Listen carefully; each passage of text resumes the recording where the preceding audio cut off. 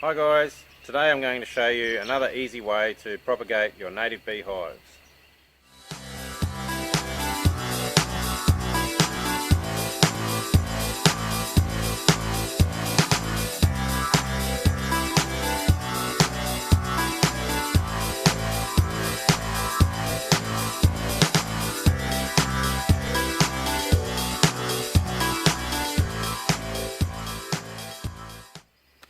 The method we're going to use today is called eduction. It's also called a soft split or budding a hive. This method has become really popular over the last few years. It's seen as a lot less destructive way of propagating hives because you don't actually enter the main hive, so there's no damage done to the hive.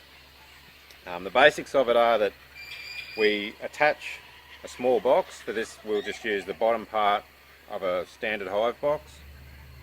We attach that to the main hive, which will give the bees an extra storage space that they didn't have before. We force the bees to travel through this empty box. So what they'll do is when they come in from their foraging flights, they will start to store honey and pollen in this first box. Once they get a reasonable amount of stores in here, which can take a couple of months, they will start to feel a little uneasy that they've got all these stores so far away from the brood chamber, so they'll recruit another queen from their hive, which will take up residence in this box.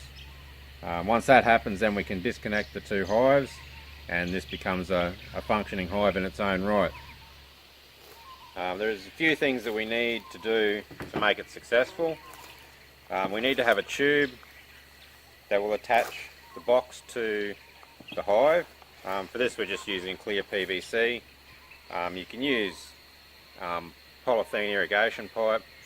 Whatever you use has to exclude all light. So to use the clear PVC, we're just going to use black insulation tape to keep the light out and to make sure everything's sealed between the two.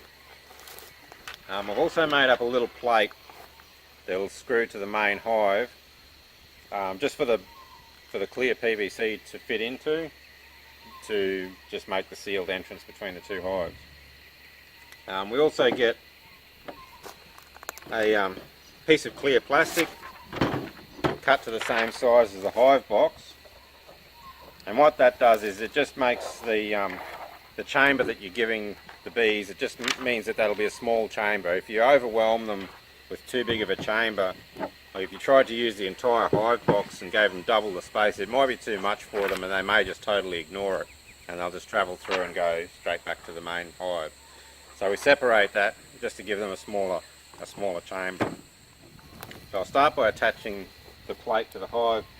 All I've done is just cut a piece of ply with the correct size hole for whatever tubing you're using. And I've just built up a ring of silicone and let that set. And what happens then is when I screw that to the main hive, it'll compress that and it'll just make a tightly sealed ring so that the bees don't have any choice but to travel through this hole. If you give them any other exit, they'll probably use that and will totally ignore your eduction hive, and it won't be successful.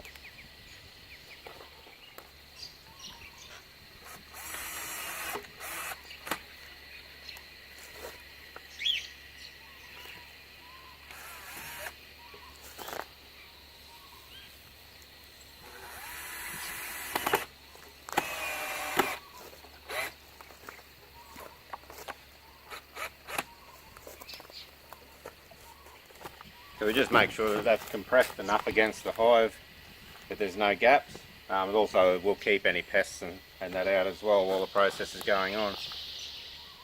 And then I'll just tape up the clear PVC pipe, leaving some exposed pipe on the edges to fit into the holes that I've made in the plate and in the back end of the hive box.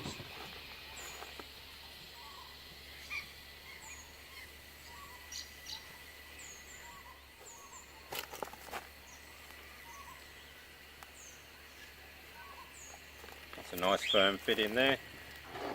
I'm just using black duct tape to tape the clear plastic sheet on. Once we remove this hive, once it's been colonised, we can just take the tape off, take the clear plastic off, and and we can put the top of the hive on. The big advantage of using the clear plastic sheet, I mean, you could use a piece of plywood, you could use a piece of plastic, anything you wanted. The advantage of the clear plastic is that it's easy to just pop this top box off, and you've got a clear viewing window. You can easily see what's going on in the hive, because you do really need to keep a close eye on it, because once it's been colonised with a queen, it really needs to be disconnected from the main hive.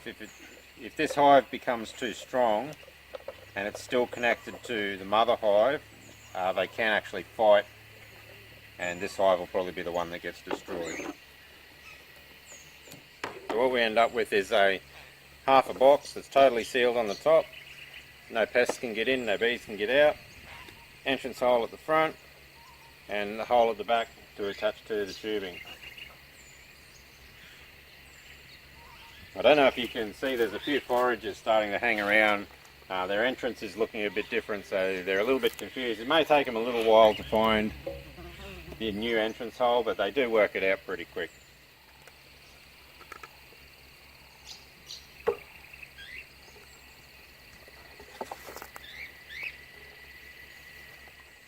So now the two boxes are connected. We need to make it dark in this box, otherwise the bees won't use it either, so I just use the top section, put a bit of strapping around it, and that way I can easily just take the strapping off, take the top box off, and then I can see inside the box and just keep an eye on what's going on. You could probably leave it 6 or 8 weeks before you check it the first time, but there's no harm in popping the top off and having a look after 2 or 3 weeks.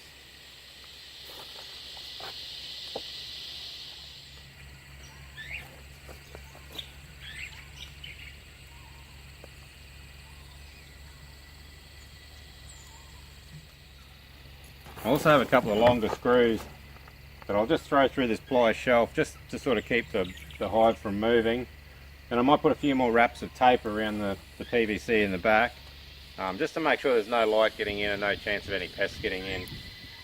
There are parasitic wasps called civet flies that can actually lay their eggs in the gap between the pipe and the hive box and can enter your hive through the back. And because that's not a recognised entrance by the bees, they don't recognise the entry of the larva, and they can really devastate your hive. Once that's done, that's pretty much it. I'm going to get another piece of plywood and just extend this little roof out just to keep the weather off this box. But apart from that, that's about all there is.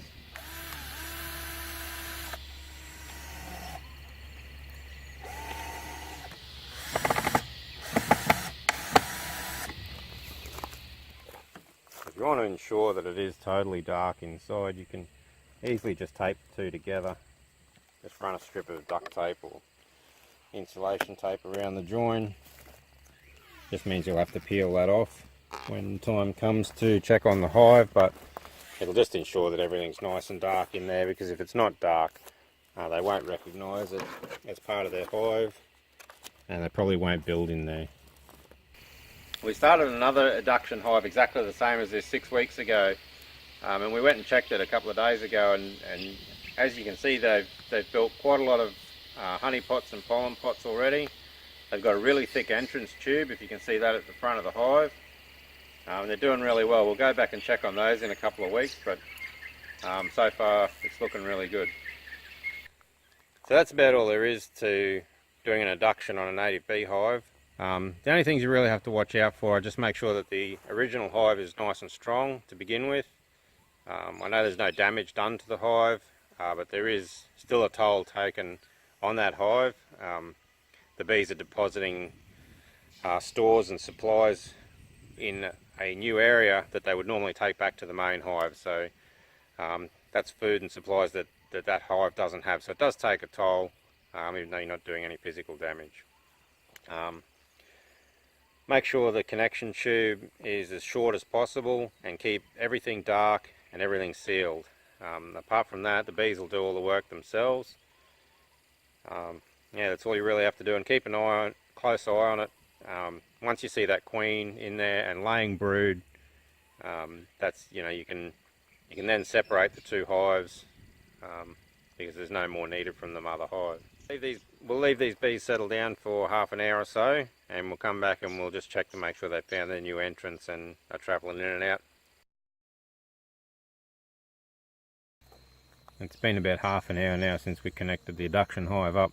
The bees are still fairly disoriented by the looks. There's a few starting to work out where to come and go. We'll check back in another few hours and I'll show you how they're going.